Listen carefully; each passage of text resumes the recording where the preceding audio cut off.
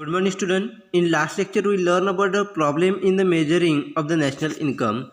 In today's lecture, we learn about the real versus nominal GNP, then the green GNP and NNP concept, and the national income and economic welfare.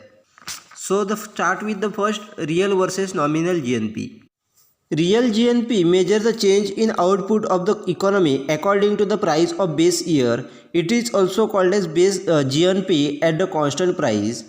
Shows the change in output alone as the price is kept constant. It is the real indicator of the economic growth. In India, every year, the Central Statistical Organization CSO gives the national income at constant price and at current price. The year 2004-5 has been base year still recently.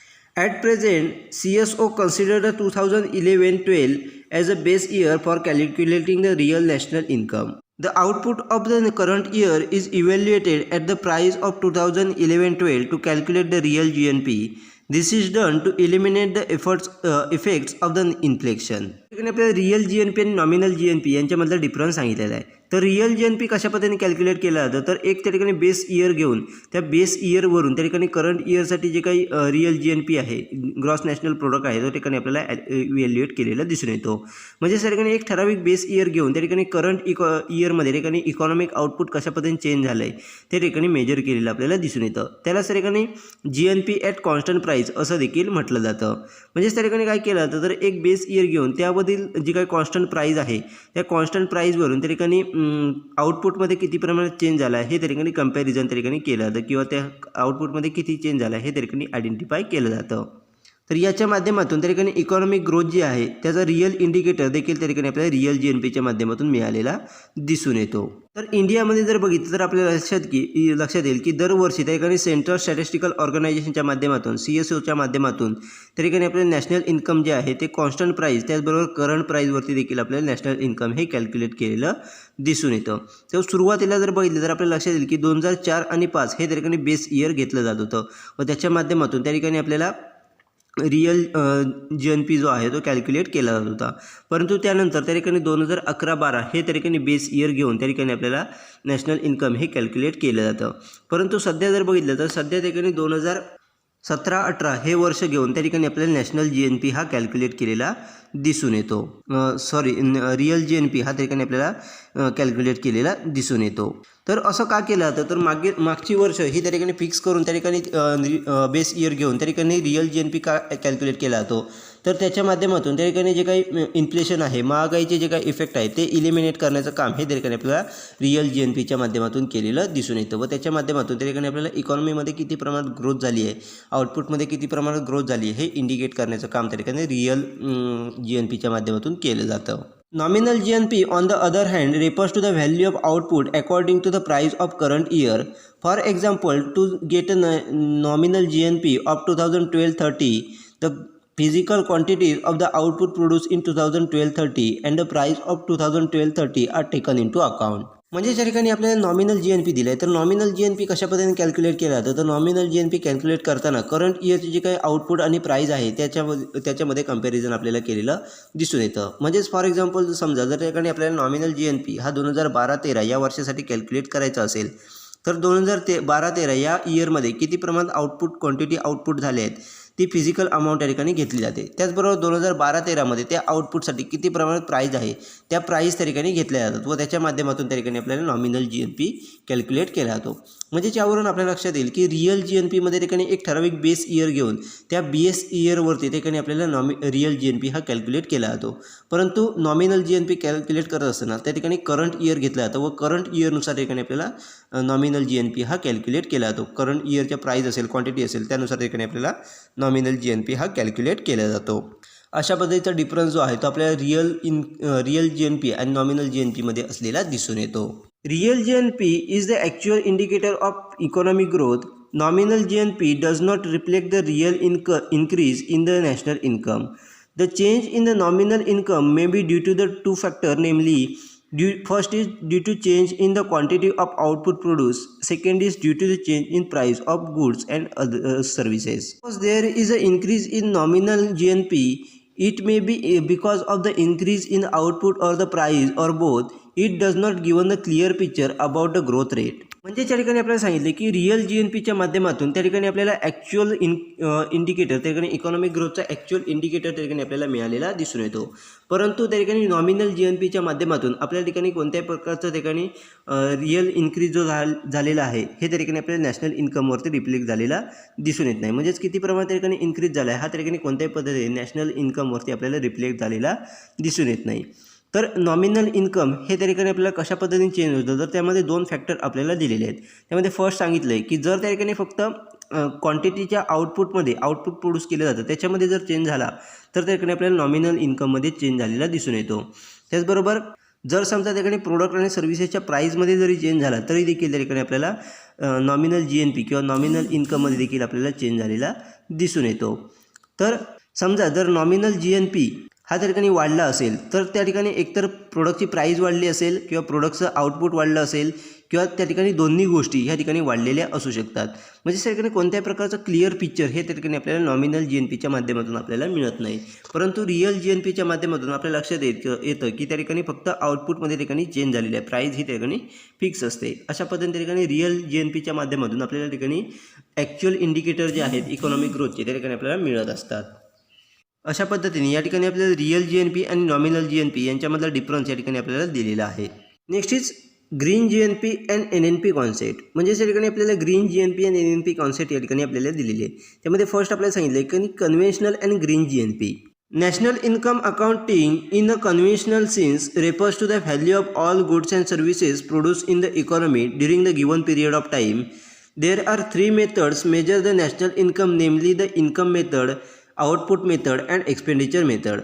These conventional method consider the national income in terms of value of total output produced or the income of factor of production or the aggregate expenditure incurred in the economy.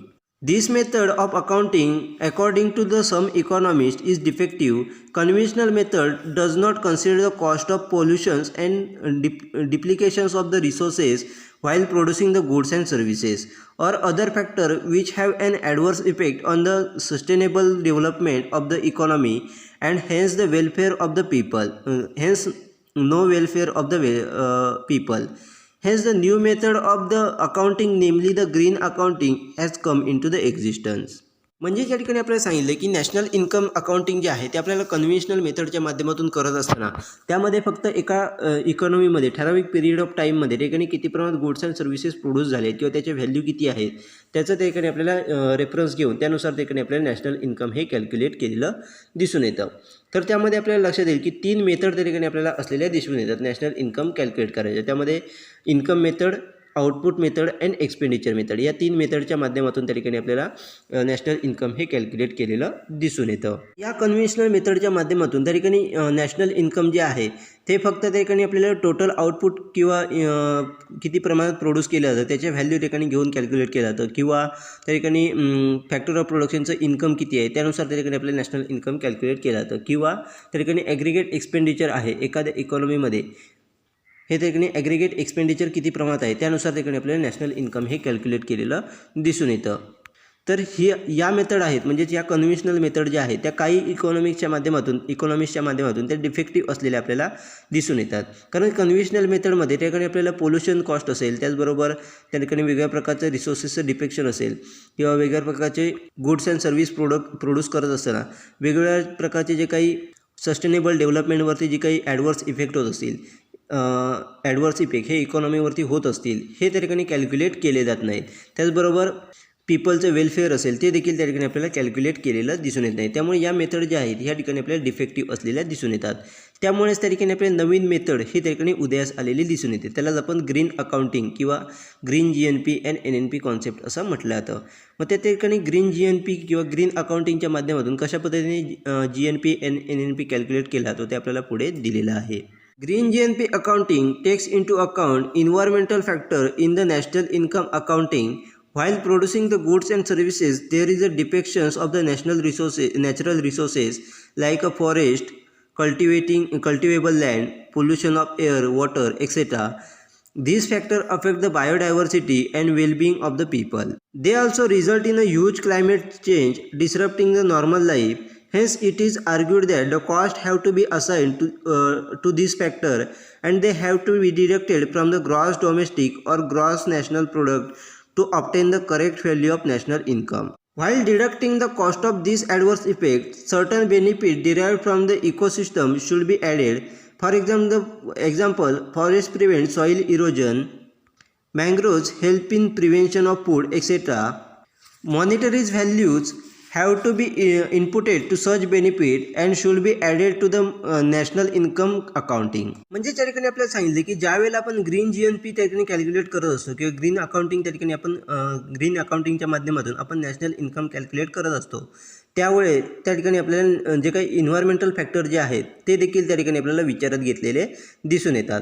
कारण ज्या वेळेला आपण वेगळ्या प्रकारचे product किंवा services ज्या वेळेला produce करत असतो त्यावेळेला वेगवेगळ्या प्रकारचे जे काही नॅचरल रिसोर्सेस असतात त्याचं डिप्लेक्शन, त्याचा ऱ्हास झालेला आपल्याला दिसून येतो. म्हणजेच त्या ठिकाणी फॉरेस्ट असेल, जंगलं असतील, त्याचबरोबर कल्टिवेबल लँड असेल, म्हणजे जी काही सुपीक जमीन असेल, त्याचबरोबर एअर पोल्युशन असेल, वॉटर पोल्युशन असेल, यासारख्या गोष्टी त्या ठिकाणी आपल्याला होताना दिसून येतात. आणि यासारख्या गोष्टींमध्ये चेंज झाल्यामुळे, म्हणजेच त्या ठिकाणी एअर पोल्युशनमुळे असेल किंवा वॉटर पोल्युशनमुळे असेल किंवा फॉरेस्ट जंगलांचा ऱ्हास झाल्यामुळे असेल किंवा कल्टिवेबल लँडचा ऱ्हास झाल्यामुळे त्या ठिकाणी आपल्याला वेगळ्या प्रकारची जी काही बायोडायव्हर्सिटी आहे, जैवविविधता आहे, ह्याच्यावरती ठिकाणी आपल्याला इफेक्ट झालेला दिसून येतो.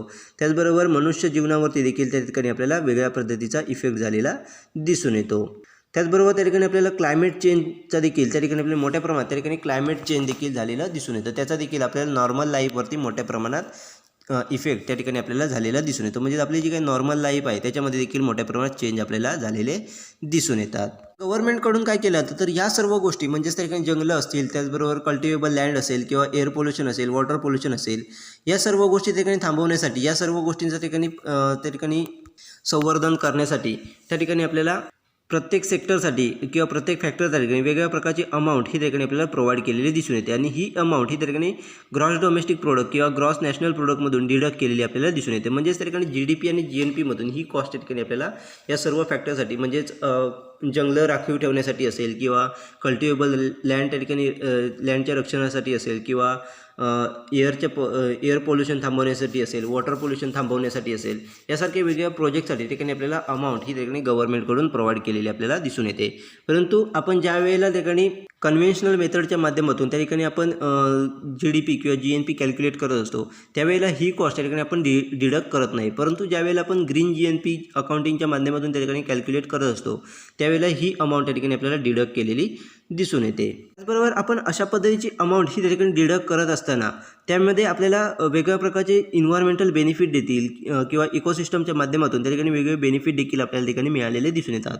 म्हणजेच आपण त्या ठिकाणी फॉरेस्टवरची खर्च केल्याच्यानंतर, त्याच्यानंतर एअर पोल्युशन असेल, वॉटर पोल्युशन असेल, याच्यावरती खर्च केल्याच्यानंतर किंवा कल्टिवेबल लँडवरती खर्च केल्याच्यानंतर त्याच्या माध्यमातून देखील आपल्याला इकॉनॉमीला वेगवेगळ्या प्रकारचे बेनिफिट हे ठिकाणी झालेले दिसून येतात. मग त्या ठिकाणी फॉरेस्टचं संवर्धन केल्याच्यानंतर आपल्या ठिकाणी सॉईल इरोजन असेल हे थांबलेलं दिसून येतं. त्याचबरोबर मँग्रोव्सच्या माध्यमातून आपल्याला फूड प्रिव्हेन्शन केलेलं आपल्याला दिसून येतं, फ्लडचं प्रिव्हेन्शन आपल्याला केलेलं दिसून येतं. अशा पद्धतीच्या सर्व गोष्टी ठिकाणी आपल्याला त्याच्या माध्यमातून आपल्याला बेनिफिट्स हे झालेले दिसून येतात.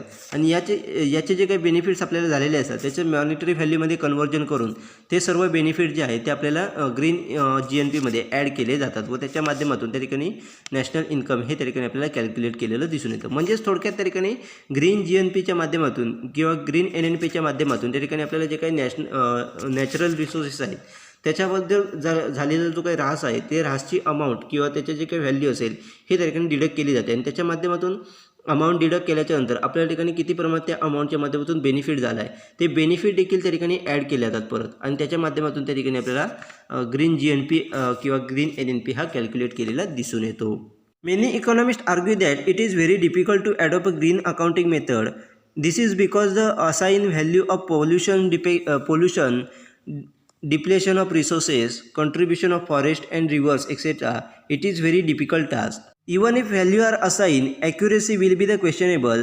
Though the concept of green accounting is becoming popular countries are yet to be derived the method and adopt it. This method, whenever is adopted, will be useful for sustainable development and promotion of welfare. तर या ठिकाणी आपल्याला सांगितलं की काही इकॉनॉमिस्टनी त्याकडे आपल्याला green accounting method ही adopt करण्यामध्ये मोठ्या प्रमाणात डिफिकल्टीज असलेले आपल्याला सांगितले आहेत. कारण त्या ठिकाणी आपल्या लक्षात येईल की वेगवेगळ्या प्रकारचं जे काही पोल्युशन असेल, त्याचबरोबर त्या ठिकाणी रिसोर्सचं डिप्लेशन असेल, याच्या व्हॅल्यू ठिकाणी कॅल्क्युलेट करणं खूप कठीण आपल्याला असलेलं दिसून येतं. त्याचबरोबर रिव्हर असेल, फॉरेस्ट असेल, याच्या माध्यमातून किती प्रमाणात आपल्याला कॉन्ट्रीब्युशन मिळतं आहे हे देखील त्या ठिकाणी कॅल्क्युलेट करणं खूप कठीण असलेलं आपल्याला दिसून येतं. आणि जरी समजा त्या ठिकाणी आपण व्हॅल्यू असाइन केल्या, म्हणजेच त्या ठिकाणी आपल्याला रिव्हरकडून एवढ्या प्रमाणात त्या ठिकाणी बेनिफिट झाला आहे किंवा त्या ठिकाणी फॉरेस्ट जंगलाचा ऱ्हास झाला आहे, त्याची अमाऊंट इतकी असेल, ह्या जरी आपण त्या ठिकाणी व्हॅल्यू असाइन केल्या तर त्याची ॲक्युरसी हा त्या ठिकाणी सगळ्यात महत्त्वाचा पार्ट ठिकाणी आपल्याला असलेला दिसून येतं. म्हणजेच ते व्हॅल्यू ॲक्युरेट असतील का नाही हे आपण त्या ठिकाणी सांगू शकत नाही.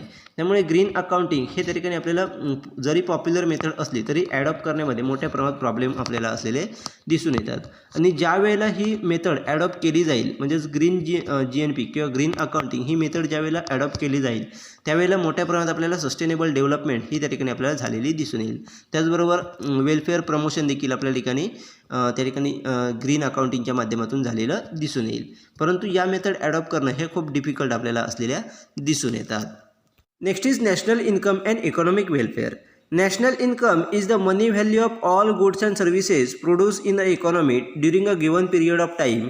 Estimations of the national income is a difficult task, but an essential one for every economy. It is useful to measure the performance of an economy to make a comparison between the countries and the policy, etc. National income data have always been used to indicate the growth of economy and thereby the economic welfare of the people. Welfare refers to the happiness of the people. Traditionally, it is believed that the higher the income, greater will be the welfare of the people and vice versa. In recent time, there is often a debate whatever the higher national income necessarily lead to the greater economic welfare. Hence, the modern economists have developed the new concept called the net economic welfare to make the national income data a more meaningful one. या ठिकाणी आपल्याला national income आणि economic welfare या दोन concept या ठिकाणी दिलेले आहेत. तर नॅशनल इन्कम म्हणजेच काय, तर एखाद्या इकॉनॉमीचं त्या ठिकाणी ठराविक पिरियडमधलं जे काही गुड्स आणि सर्व्हिसेस प्रोड्यूस केले जात असतील त्याची मनी व्हॅल्यू, त्यालाच त्या ठिकाणी आपण नॅशनल इन्कम असं म्हटलं जातं. तर प्रत्येक इकॉनॉमीची त्या ठिकाणी आपल्याला नॅशनल इन्कम हे इस्टिमेट करणं खूप डिफिकल्ट असलेलं दिसून येतं. परंतु प्रत्येक इकॉनॉमीला त्या ठिकाणी आपल्याला नॅशनल इन्कम इस्टिमेट करणं हे त्या ठिकाणी अनिवार्य, इसेन्शियल असलेलं आपल्याला दिसून येतं. कारण त्या ठिकाणी नॅशनल इन्कमच्या माध्यमातून त्या ठिकाणी आपल्याला इकॉनॉमीची ग्रोथ आहे किंवा परफॉर्मन्स आहे तो त्या ठिकाणी मेजर केला जातो. त्याचबरोबर वेगवेगळ्या कंट्रीजचा मधला डिफरन्स जो आहे किंवा कंपॅरिझन जो आहे हे त्या ठिकाणी आपल्याला नॅशनल इन्कमच्या माध्यमातून केलेलं आपल्याला दिसून येतं. त्याचबरोबर वेगवेगळ्या प्रकारच्या इकॉनॉमिक पॉलिसीज असतील त्या फॉर्म्युलेट करण्यासाठी देखील आपल्याला नॅशनल इन्कमची मदत झालेली दिसून येते. त्याचबरोबर नॅशनल इन्कमच्या माध्यमातून त्या ठिकाणी आपल्याला इकॉनॉमिक ग्रोथ असेल, त्याचबरोबर लोकांचं जे काही इकॉनॉमिक वेलफेअर आहे ते देखील त्या ठिकाणी इंडिकेट करायला किंवा ते इकॉनॉमिक वेलफेअर आयडेंटिफाय करायला आपल्याला नॅशनल इन्कमची मदत झालेली दिसून येते. तर वेलफेअर म्हणजेच काय, तर वेलफेअर म्हणजेच लोकांमधला हॅपीनेस म्हणजेच आनंद, त्यालाच त्या ठिकाणी आपण वेलफेअर असं म्हटलं जातं. तर ट्रॅडिशनली त्या ठिकाणी काय केलं जातं, तर म्हणजेच पूर्वीपासून ज्या ठिकाणी त्या ठिकाणी आपल्याला नॅशनल इन्कम हे हायर असेल त्या ठिकाणचे लोकांचं वेलफेअर हे चांगलं असेल असं त्या ठिकाणी इंडिकेट केलं जातं. आणि ज्या ठिकाणी इकॉनॉमिक नॅशनल इन्कम हे त्या ठिकाणी कमी असेल त्या ठिकाणच्या लोकांचं त्या ठिकाणी वेलफेअर हे त्या ठिकाणी आपल्याला चांगलं असलेलं दिसून येत नाही. अशा पद्धतीची कंडिशन्स किंवा बिलीव्स हे त्या ठिकाणी आपल्याला ट्रॅडिशनल मेथडच्या माध्यमातून आपल्याला आयडेंटिफाय केलेले दिसून येतात. परंतु सध्याच्या युगात त्या ठिकाणी आपल्याला हायर नॅशनल इन्कम म्हणजेच त्या ठिकाणी चांगलं वेलफेअर या कंडिशन्स किंवा या ज्या काही बिलीव्स असतील याच्यावरती मोठ्या प्रमाणात आपल्याला डिबेट झालेलं दिसून येतं. त्यामुळेच त्या ठिकाणी मॉडर्न इकॉनॉमिक्सने त्या ठिकाणी नवीन कॉन्सेप्ट त्या ठिकाणी आयडेंटिफाय केलेली दिसून येते. त्यालाच त्या ठिकाणी नेट इकॉनॉमिक वेलफेअर ही कॉन्सेप्ट त्या ठिकाणी आपल्याला आयडेंटिफाय केलेली दिसून येते. व त्याच्या माध्यमातून जे काही नॅशनल इन्कम आहे त्याला एक सगळ्यात महत्त्वाचं मिनिंगफुल यूज त्या ठिकाणी आपल्याला केलेलं दिसून येतं. म्हणजेच त्या ठिकाणी मिनिंगफुल केलेली आपल्याला दिसून येते. व त्याच्या माध्यमातून आपल्याला नेट इकॉनॉमिक वेलफेअर कशा पद्धतीने आयडेंटिफाय केलं जातं ते या ठिकाणी आपल्याला दिलेलं आहे. ते आपण आता पुढे पाहणार आहोत. The concept of net economic welfare measures the actual welfare of the people by including and excluding the certain items in the national income accounting. Traditional or the conventional national income data does not include the certain items like the service of the housewife, which are very helpful and give the immense happiness to the family members. Hence they should be included certain item like a harmful effect of pollution have to be calculated and subtracted as they reduce the welfare of the people.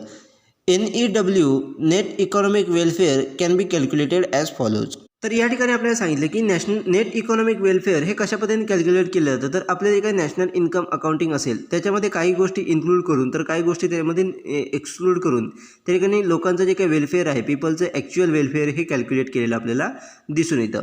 तर traditional मेथडच्या माध्यमातून किंवा conventional मेथडच्या माध्यमातून national income ज्यावेळेला calculate केलं जातं त्यामुळे सर्व गोष्टी त्या ठिकाणी इन्क्लूड केल्या जात नाही किंवा काही गोष्टी त्या ठिकाणी एक्सक्लूड केल्या जात नाही. त्या करणं गरजेचं असतं तरच आपण त्या ठिकाणी ॲक्च्युअल वेलफेअर जे आहे लोकांचं ते आयडेंटिफाय करू शकतो. मग त्या ठिकाणी कोणकोणत्या गोष्टी ठिकाणी ॲड करणं गरजेचं आहे. तर आपल्या हाऊसवाईफकडून जी काही आपल्याला फॅमिलीमध्ये वेगळ्या प्रकारची सर्व्हिस प्रोव्हाइड केली जाते त्याच्या माध्यमातून फॅमिली मेंबर्सला मोठ्या प्रमाणात हॅपीनेस त्या ठिकाणी तयार झालेला दिसून येतो. यासारख्या गोष्टी ज्या आहेत त्या ठिकाणी ॲड करणं गरजेचं असतं. त्याचबरोबर त्या ठिकाणी कोणत्या गोष्टी एक्सक्लूड करणं गरजेचं आहे. तर पोल्युशनचे जे काही इफेक्ट आहे त्याच्या माध्यमातून त्या ठिकाणी आपल्याला लोकांचा जो हॅपीनेस आहे किंवा वेलफेअर आहे ते कुठेतरी रिड्यूस झालेलं दिसून येतं. या गोष्टी त्याकडे आपल्याला सबस्ट्रॅक्ट करणं किंवा एक्सक्लूड करणं गरजेचं आहे. मग नेट इकॉनॉमिक वेलफेअर कॅल्क्युलेट करत असताना नॅशनल इन्कममधून या सर्व गोष्टी इन्क्लूड आणि एक्सक्लूड करून त्यानंतरच त्या ठिकाणी आपल्याला नेट इकॉनॉमिक वेलफेअर हे कॅल्क्युलेट केलं जातं. तर त्याचा फॉर्म्युला आपल्याला ठिकाणी दिलेला आहे. NEW म्हणजेच net economic welfare is equal to real GNP minus depreciation plus item which increase welfare minus item which reduce welfare. म्हणजे त्या ठिकाणी आपल्याला फॉर्म्युला दिला आहे तो म्हणजेच रिअल GNPमधून त्या ठिकाणी डिप्रिसिएशन मायनस केलं जातं आणि त्याच्यामध्ये आयटम विच इन्क्रीज वेलफेअर म्हणजेच लोकांचा जो काही आनंद आहे हॅपीनेस जो आहे ज्या गोष्टीमधून वाढतो त्या गोष्टी त्या ठिकाणी ॲड केल्या जातात आणि ज्या गोष्टींमधून त्या ठिकाणी लोकांचा वेलफेअर आहे किंवा आनंद जो आहे तो कमी होतो ते गोष्टी त्या ठिकाणी आपल्याला मायनस केल्या जातात व त्याच्या माध्यमातून नेट इकॉनॉमिक वेलफेअर हे कॅल्क्युलेट केलेलं आपल्याला दिसून येतं. तर त्यामध्ये कोणकोणत्या गोष्टी इन्क्लूड केल्या जातात ते या ठिकाणी दिले आहेत. त्याचबरोबर कोणकोणत्या गोष्टी एक्सक्लूड केल्या जातात त्या या ठिकाणी आपल्याला दिलेल्या आहेत. तर फर्स्ट आपण त्या ठिकाणी कोणकोणत्या गोष्टी इन्क्लूड केल्या जातात ते आपण पाहूया. National income accounting generally does not include certain things which increase the welfare of the people. They have to be added to estimate the NEW. Some of them are as follows. तर या ठिकाणी आपल्याला सांगितले की ज्या वेळेला आपण national income accounting करत असतो त्यावेळेला काही गोष्टी त्या ठिकाणी इन्क्लूड करणं गरजेचं असतं तरच आपण त्या ठिकाणी इकॉनॉमिक वेलफेअर आहे ते ॲक्युरेट कॅल्क्युलेट करू शकतो. मग त्या ठिकाणी NEW म्हणजेच नेट इकॉनॉमिक वेलफेअर कॅल्क्युलेट करत असताना या गोष्टी ठिकाणी ॲड केल्या जातात ज्याच्या माध्यमातून लोकांचं वेलफेअर आहे किंवा लोकांचा जो काही हॅपीनेस आहे तो आपल्याला वाढलेला दिसून येतो. मग या गोष्टी कोणकोणत्या आहेत ते आपल्याला या ठिकाणी दिलेल्या आहेत. So the first is service of हाऊसवाईफ्स. One of the major exclusion in the usual national income accounting is the service of housewives. Their services are immense value to the family members and promote their happiness. To estimate the NEW, service of housewife ought to be added. या ठिकाणी first आपल्याला factor सांगितलं आहे तो म्हणजे service of housewife. म्हणजेच त्या ठिकाणी हाऊसवाईफच्या माध्यमातून ज्या काही सर्व्हिस आपल्याला प्रोव्हाइड केल्या जातात त्याच्या माध्यमातून त्या ठिकाणी फॅमिली मेंबरमध्ये मोठ्या प्रमाणात आपल्याला हॅपीनेस हा वाढलेला दिसून येतो किंवा हॅपीनेस हा त्यांचा प्रमोट झालेला आपल्याला दिसून येतो. त्यामुळे या सर्व्हिसेस त्या ठिकाणी आपल्याला नॅशनल इन्कममध्ये ॲड करणं खूप गरजेचं असतं. परंतु आपण ज्यावेळेला नॅशनल इन्कम अकाउंटिंग करत असतो त्यावेळेला या सर्व्हिसेस त्या ठिकाणी आपण ॲड करत नाही. म्हणूनच त्या ठिकाणी NEW म्हणजेच नेट इकॉनॉमिक वेलफेअर कॅल्क्युलेट करत असताना या सर्व्हिसेस त्या ठिकाणी आपल्याला ॲड केलेल्या दिसून येतात. Next is personal services. Personal services like singing, dancing, painting, cooking etcetera provide satisfaction to the people and improve their happiness. They are not included in the traditional national income accounting as they are not marked but provided to oneself. Such services enhance the welfare and need to be included. म्हणजे ज्या next आपल्याला services दिली आहे ते म्हणजेच personal services. म्हणजेच त्या ठिकाणी वेगळ्या प्रकारचे सिंगर असेल त्यांच्या माध्यमातून सिंगिंग असेल त्याचबरोबर डान्सिंग असेल, पेंटिंग असेल, कुकिंग असेल यासारखे जे काही पर्सनल सर्व्हिसेस आहेत याच्या माध्यमातून देखील मोठ्या लोकांमध्ये मोठ्या प्रमाणात आपल्याला सॅटिस्फॅक्शन प्रोव्हाइड केलेलं दिसून येतं व त्याच्या माध्यमातून त्यांचा हॅपीनेस जो आहे तो त्या ठिकाणी आपल्याला इम्प्रूव्ह झालेला दिसून येतो. परंतु ज्यावेळेला आपण ट्रॅडिशनल पद्धतीने नॅशनल इन्कम अकाउंटिंग करत असतो त्यावेळेला या सर्व गोष्टी त्या ठिकाणी इन्क्लूड केल्या जात नाही. परंतु याच्या माध्यमातून त्या ठिकाणी आपल्याला हॅपीनेस मिळत असल्यामुळे, आपला वेलफेअर वाढत असल्यामुळे त्या ठिकाणी आपल्याला या गोष्टी देखील त्या ठिकाणी आपल्याला नॅशनल इन्कममध्ये कॅल्क्युलेट करणं गरजेचं आहे. तरच आपण त्या ठिकाणी इकॉनॉमिक वेलफेअर जे आहे ते ॲक्युरेट त्या ठिकाणी कॅल्क्युलेट करू शकतो. त्यामुळे ज्यावेळेला आपण नेट इकॉनॉमिक वेलफेअर कॅल्क्युलेट करत असतो त्यावेळेला पर्सनल सर्व्हिसेसच्या व्हॅल्यू देखील त्या ठिकाणी आपल्याला ॲड केलेले दिसून येतात. Next is leisures. When the people work on doubts, it results in production of goods and services. At the same time, leisures enjoyed by them improve their happiness and eventually result is higher productivity and production. Hence, it should be added. जे त्या ठिकाणी next आपल्याला सांगितले ते म्हणजे लिजर्स म्हणजेच विश्रांती. त्या ठिकाणी एखादी व्यक्ती त्या ठिकाणी वेगळ्या डाऊट्सवरती काम करत असताना त्याच्या माध्यमातून आपल्याला त्या ठिकाणी वेगवेगळ्या प्रकारचे प्रोडक्ट जे आहेत किंवा गुड्स आणि सर्व्हिसेस या ठिकाणी आपल्याला प्रोड्यूस झालेल्या दिसून येतात. म्हणजेच एखादी व्यक्ती एखाद्या डाऊटवरती वर्क करत असते तर त्याचा रिझल्ट आपल्याला काय मिळत असतो तर वेगवेगळ्या प्रकारचे गुड्स अँड सर्व्हिसेस या ठिकाणी आपल्याला प्रोड्यूस झालेले आपल्याला दिसून येते ते डाऊट क्लिअर करण्यासाठी. तर अशा वेळेला त्या ठिकाणी त्या व्यक्तीला त्या ठिकाणी विश्रांती देणं, लिजर देणं हे खूप गरजेचं असतं. त्याच्या माध्यमातून देखील त्या ठिकाणी आपल्याला त्या व्यक्तीचा हॅपीनेस जो आहे तो त्या ठिकाणी आपल्याला इम्प्रूव्ह झालेला दिसून येतो. आणि त्याच्या माध्यमातून त्या ठिकाणी सगळ्यात महत्त्वाचा रिझल्ट काय मिळतो तर त्या ठिकाणी आपली प्रोडक्टिव्हिटी जी आहे किंवा प्रोडक्शन जे आहे ते मोठ्या प्रमाणात हायर झालेलं आपल्याला दिसून येतं. म्हणजे आपली प्रोडक्टिव्हिटी त्या ठिकाणी किंवा प्रोडक्शन जे आहे ते त्या ठिकाणी आपल्याला वाढलेलं दिसून येतं. त्यामुळे त्या ठिकाणी एखादा डाऊट क्लिअर केल्याच्या नंतर किंवा एखादा हार्डवर्क केल्याच्या नंतर त्या व्यक्तीला त्या ठिकाणी विश्रांती देणं हे खूप गरजेचं आपल्याला असलेलं दिसून येतं. त्यामुळे त्याच्या माध्यमातून देखील हॅपीनेस वाढत असल्यामुळे किंवा त्याच्या माध्यमातून वेलफेअर वाढत असल्यामुळे त्या ठिकाणी या गोष्टी देखील आपल्या ठिकाणी नॅशनल नेट इकॉनॉमिक वेलफेअरमध्ये त्या ठिकाणी आपल्याला ॲड करणं खूप गरजेचं असलेलं दिसून येतं. Next is social services. Social services provided by some people or the organisation without any monetary rewards are not included in the national income accounting. Hence, such services, for example, the teacher teaching a poor student without fees, enhance welfare and should be included. म्हणजे त्या ठिकाणी next आपल्याला दिले ते म्हणजे social services. तर काही व्यक्तींकडून त्या ठिकाणी सोशल सर्व्हिसेस या ठिकाणी काही पीपलसाठी आपल्याला प्रोव्हाइड केलेल्या दिसून येतात किंवा काही ऑर्गनायझेशनच्या माध्यमातून देखील त्या ठिकाणी मॉनिटरी रिवॉर्ड्स न घेता काही सोशल सर्व्हिसेस ज्या आहेत त्या आपल्याला ठिकाणी प्रोव्हाइड केलेल्या दिसून येतात. आणि या ज्या सर्व्हिसेस आहेत त्या ठिकाणी आपल्याला नॅशनल इन्कम अकाउंटिंगमध्ये ॲड केलेल्या दिसून येत नाहीत. परंतु यासारख्या सर्व्हिसेसच्या माध्यमातून त्या व्यक्तीला ठिकाणी म्हणजे समोरची व्यक्ती जी असेल त्या व्यक्तीचं वेलफेअर असेल किंवा त्याचा हॅपीनेस असेल हा ठिकाणी वाढलेला आपल्याला दिसून येतो. म्हणजेच फॉर एक्झाम्पल सांगायचं झालं तर एखादा टीचर हा पुअर स्टुडंटला ठिकाणी कोणत्याही प्रकारची टीचिंग फी न घेता त्या ठिकाणी एखादी गोष्ट शिकवत असेल किंवा एखादा सब्जेक्ट त्या ठिकाणी शिकवत असेल कोणतीही फी न घेता तर ही जी सर्व्हिस आहे ती ठिकाणी कोणत्याही पद्धतीने नॅशनल इन्कममध्ये इन्क्लूड केली जात नाही. परंतु याच्या माध्यमातून त्या ठिकाणी जो कोणी पुअर स्टुडंट असेल त्याला ठिकाणी हॅपीनेस वाढत असेल त्याचा वेलफेअर त्या ठिकाणी आपल्याला वाढताना दिसून येतो. त्यामुळे या सर्व्हिस देखील त्या ठिकाणी आपल्याला नॅशनल इन्कममध्ये इन्क्लूड करणं गरजेचं असलेलं दिसून येतं. त्यामुळेच national income net economic welfare calculate करत असताना या सोशल सर्व्हिसेस देखील त्या ठिकाणी आपल्याला ॲड केलेल्या दिसून येतात. अशा पद्धतीच्या या सर्व गोष्टी ज्या आहेत म्हणजेच सर्व्हिस ऑफ हाऊसवाईफ असेल, पर्सनल सर्व्हिसेस असेल, लिजर्स असेल, त्याचबरोबर सोशल सर्व्हिसेस असतील, या सर्व सर्व्हिसेस त्या ठिकाणी आपल्याला नेट इकॉनॉमिक वेलफेअरमध्ये ॲड केलेले आपल्याला दिसून येतात. यानंतर त्या ठिकाणी आपल्याला कोणकोणते एक्सक्लुजन त्या ठिकाणी दिले जातात म्हणजे कोणकोणत्या गोष्टी त्या ठिकाणी मायनस कराव्या लागतात ते या ठिकाणी आपल्याला दिले आहेत. मग त्या कोणकोणत्या गोष्टी आहेत त्या आपण आता पुढे पाहणार आहोत. So the first is cost of economic growth. Production of various goods and services result in increase in national income. At the same time, production also lead to air, water and noise pollution. All these affect the health and welfare of the people. Hence, the cost have to be assigned to such pollution, and that should be deducted from the national income to estimate ENEW. The cost of environmental degradation is known as cost of economic growth. First आपल्याला deduction दिले म्हणजे exclusion दिले ते म्हणजेच cost of economic growth. म्हणजेच त्या ठिकाणी काय तर त्या ठिकाणी आपण वेगवेगळ्या प्रकारचे प्रोडक्ट आणि सर्व्हिसेस प्रोड्यूस करत असताना आपल्या ठिकाणी त्याच्या माध्यमातून आपलं नॅशनल इन्कम जे आहे ते इन्क्रीज होताना दिसून येतं. परंतु त्याच टाईमला आपल्याला वेगवेगळ्या प्रकारचं पोल्युशन म्हणजेच एअर पोल्युशन असेल, वॉटर पोल्युशन असेल, नॉईज पोल्युशन असेल हे त्या ठिकाणी आपल्याला झालेलं दिसून येतं. याच्या माध्यमातून लोकांच्या वेलफेअरवरती किंवा लोकांच्या हेल्थवरती त्याचा इफेक्ट आपल्याला झालेला दिसून येतो.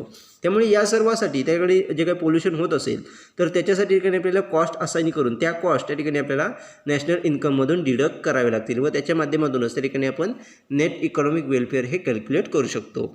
तर या ज्या काही इन्व्हायरमेंटल डिग्रेडेशनसाठी जे काही कॉस्ट त्या ठिकाणी आपण असाइन करत असतो किंवा जी काही कॉस्ट त्या ठिकाणी आपण घेत असतो त्यालाच त्या ठिकाणी कॉस्ट ऑफ इकॉनॉमिक ग्रोथ असं म्हटलं जातं.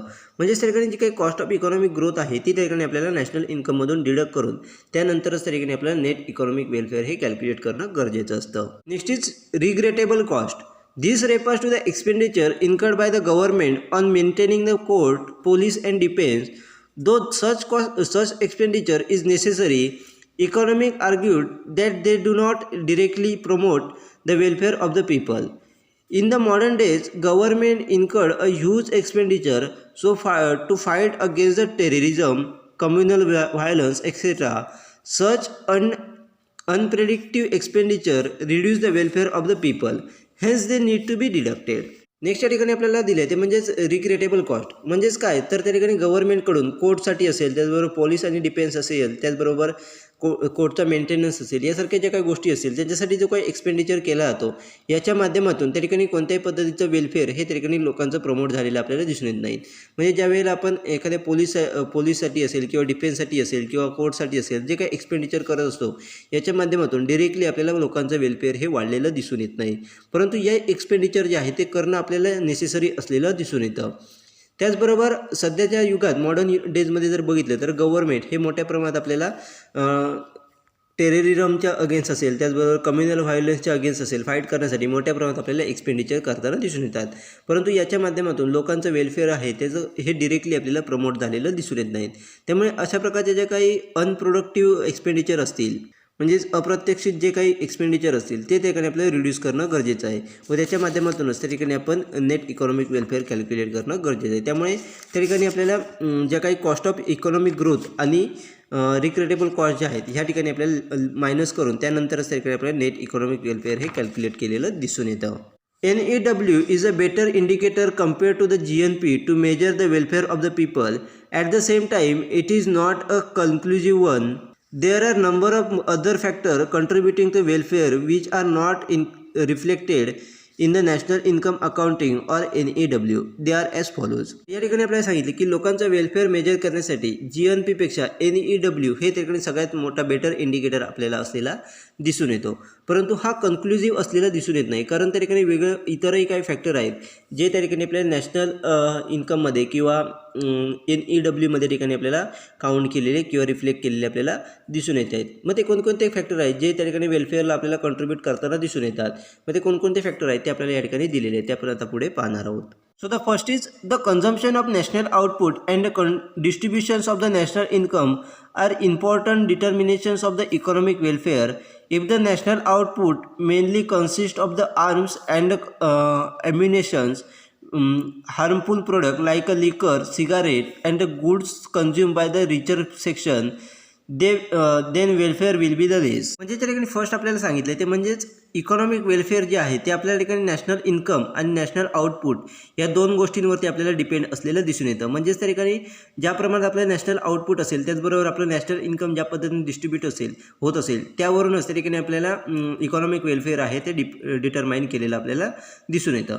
आणि जर समजा त्या ठिकाणी नॅशनल आउटपुटमध्ये त्या ठिकाणी आर्म्स आणि ॲम्युनेशन्स म्हणजे शस्त्र आणि दारुगोळा यांचा समावेश असेल, त्याचबरोबर हार्मफुल प्रोडक्ट्स म्हणजेच त्या ठिकाणी लिकर असेल, दारू असेल, त्याचबरोबर सिगारेट असतील किंवा रिचर सेक्शनकडून कन्झ्युम केले जाणारे जे काही गुड्स असतील याचा जर त्या ठिकाणी समावेश असेल तर आपलं वेलफेअर जे आहे त्या ठिकाणी आपल्याला कुठेतरी कमी झालेलं दिसून येतं. म्हणजेच त्या ठिकाणी थोडक्यात नॅशनल आउटपुटमध्ये जर अशा प्रकारचे जे काही हार्मफुल गोष्टी असतील त्यांचा जर समावेश असेल तर त्या ठिकाणी आपलं वेलफेअर हे त्या ठिकाणी कमी झालेलं आपल्याला दिसून येतं.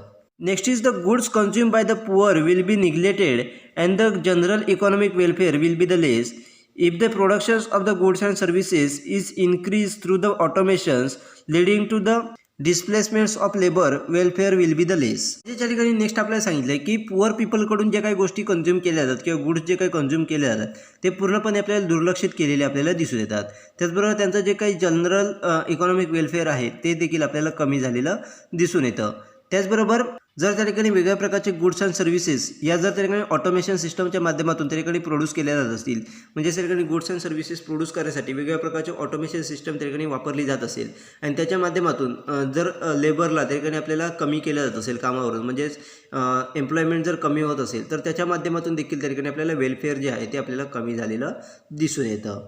Next is similarly increase in national income through exploitations of the labour and reduction in the quality of goods will result in reduction of economic welfare. म्हणजे त्या ठिकाणी नेक्स्ट आपल्याला सांगितलं आहे ते म्हणजेच ज्या पद्धतीने वरती पाहिलं त्याच पद्धतीने जर समजा त्या ठिकाणी नॅशनल इन्कम हे त्या ठिकाणी लेबरचं एक्सप्लॉयशन करून म्हणजेच त्या ठिकाणी लेबरचं मोठ्या प्रमाणात वाढ करून त्या ठिकाणी आपल्याला इन्कम जर वाढत असेल परंतु त्याची जी काही क्वालिटी आहे प्रोडक्टची क्वालिटी आहे ती जर कमी त्या ठिकाणी होत असेल तरी देखील त्या ठिकाणी आपल्याला इकॉनॉमिक वेलफेअर जे आहे त्या ठिकाणी रिड्यूस झालेलं आपल्याला दिसून येतं. म्हणजेच त्या ठिकाणी मॅनपॉवर वाढून जर आपण नेशनचं इन्कम त्या ठिकाणी वाढवत असू परंतु त्या प्रोडक्टची जी काही क्वालिटी आहे ती जर कमी होत असेल तरी देखील त्या ठिकाणी आपल्याला इकॉनॉमिक वेलफेअर हे कमी झालेलं दिसून येतं. Next is the distributions of the national income is equally important in the determinations of welfare. If there is a equality in the distributions of the income and wealth then welfare will be the high. On the contrary, gross inequality lead to the very low level of the economic welfare. म्हणजे ज्या ठिकाणी आपल्याला सांगितलं की आपलं जे काही national income आहे त्याचं डिस्ट्रीब्युशन देखील त्या ठिकाणी आपल्याला सगळ्यात महत्त्वाचा पार्ट त्या ठिकाणी वेलफेअरच्या डिटर्मिनेशनमध्ये असलेला दिसून येतो. कारण जर समजा आपण त्या ठिकाणी नॅशनल इन्कम हे प्रत्येक व्यक्तीबरोबर इक्वली पार्टमध्ये जर डिस्ट्रीब्यूट केलं जात असेल तरच त्या ठिकाणी आपलं जे काही वेलफेअर आहे ते आपल्याला मोठ्या प्रमाणात वाढलेलं दिसून येतं. आणि जर समजा त्या ठिकाणी आपलं नॅशनल इन्कम हे डिस्ट्रीब्यूट करण्यामध्ये आपण इनइक्वॅलिटी असेल म्हणजे एका व्यक्तीला जास्त दुसऱ्या व्यक्तीला कमी हे त्या ठिकाणी इन्कम हे डिस्ट्रीब्यूट केलं जात असेल किंवा वेल्थ हे डिस्ट्रीब्यूट केलं जात असेल तर त्या ठिकाणी आपल्याला जे काही वेलफेअर आहे इकॉनॉमिक वेलफेअर आहे ते आपल्याला कमी झालेलं दिसून येतं. अशा पद्धतीने वेगवेगळे जे फॅक्टर आहेत ते त्या ठिकाणी आपल्याला नॅशनल इन्कम किंवा NEW म्हणजेच नेट इकॉनॉमिक वेलफेअरमध्ये आपल्याला ॲड केलेले किंवा रिड्यूस केलेले आपल्याला दिसून येत नाहीत. त्यामुळेच त्या ठिकाणी नेट NEWच्या माध्यमातून जे काय आपण त्या ठिकाणी वेलफेअर कॅल्क्युलेट केलेलं असतं ते आपल्याला ॲक्युरेट असलेलं दिसून येत नाही. In the modern time economist are of the opinion economic welfare can be enhance through the education environmental protection better standard of living and the equal opportunity to all. म्हणजे त्या ठिकाणी आपल्याला सांगितलं की मॉडर्न टाईममध्ये इकॉनॉमिस्ट त्या ठिकाणी opinion दिलं आहे की आपलं जे काही इकॉनॉमिक वेलफेअर जे आहे ते कोणत्या गोष्टींवरती डिटरमाइन केलं पाहिजे तर एज्युकेशन असेल त्याचबरोबर इन्व्हायरमेंटल प्रोटेक्शन असेल त्याचबरोबर बेटर स्टँडर्ड ऑफ लिव्हिंग असेल त्याचबरोबर प्रत्येकाला इक्वल ऑपॉर्च्युनिटी असेल या सर्व गोष्टींवरती त्या ठिकाणी आपल्याला इकॉनॉमिक वेलफेअर हे डिपेंड असलेलं दिसून येतं. अशा पद्धतीचं मॉडर्न टाईममध्ये इकॉनॉमिस्ट त्यांनी मत मांडलेलं आपल्याला दिसून येतं. अशा पद्धतीने आपल्याला लक्षात येईल की नॅशनल इन्कम आणि इकॉनॉमिक वेलफेअर हे कशा पद्धतीने त्या ठिकाणी कॅल्क्युलेट केलं जातं.